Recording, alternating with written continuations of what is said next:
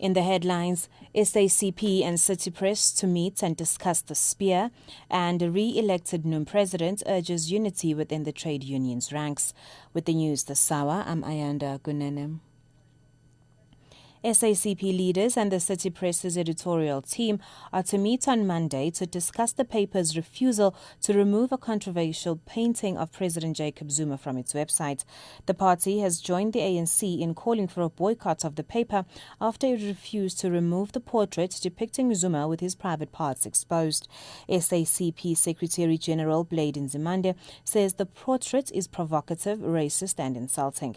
He says while they respect the right to freedom of speech, it has its limitations. Nzimande says he will lead the SACP delegation.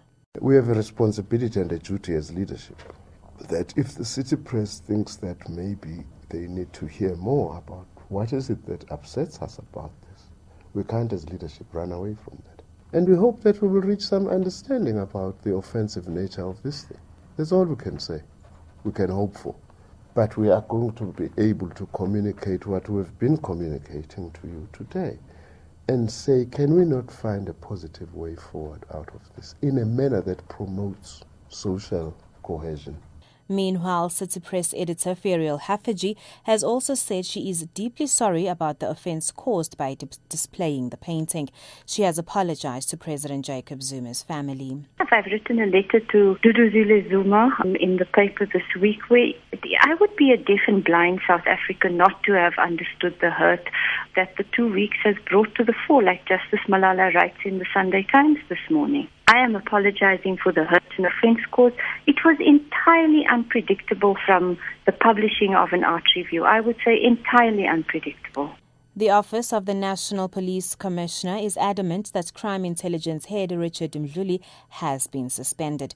This is despite Mdluli's lawyer, Ike Mutlong, insisting that he hasn't been given any instruction by Mdluli to receive notice about a possible suspension. However, he has admitted to receiving an email from the Commissioner's office. Police spokesperson Lindela Mashiko says they had no other choice as Mdluli was unavailable. He says the email counts as official notification of his suspension. This has happened in this way because General Mdluli could not be located. What has been of favor to the police is that the lawyer of Lieutenant General Mdluli had already established an interaction channel or line with the office of the acting National Commissioner. So it made perfect sense that the letter of suspension be relayed to the lawyer representing him.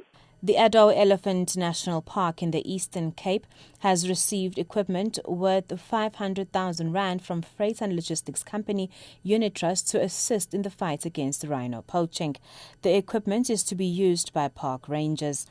It includes binoculars, tents, backpacks and chest webbing. Rangers will use the equipment on patrols to prevent poachers from entering the park. More than 200 rhinos have been killed countrywide since the beginning of this year. Re-elected National Union of Mine Workers President Senzeni Zokwana has called for unity within the trade union's ranks. Zokwana was re-elected along with General Secretary Frans Beleni, fending off a spirited challenge from a group led by former Deputy Secretary General Oupa Komane. The election was marred by allegations of dirty campaigning, bribery and illegal telephone interception. It's speculated that Zokwana and Beleni's win will tilt the balance of forces within COSATU in favor of a group that supports President Jacob Zuma's re-election to the presidency of the ANC. Zokwana has urged unity while at the same time vowing to deal with companies that he alleged paid for the campaigns of some candidates. This thing of Comrade Makabane believing that when there is a Congress, there is war, should come to an end. To those employers, comrades, who found themselves in the organization, we are going to deal with you thoroughly. And those of us, comrades, who chose to believe that capitalists can assist them to win elections, if proof is found, you will have to answer Makaban.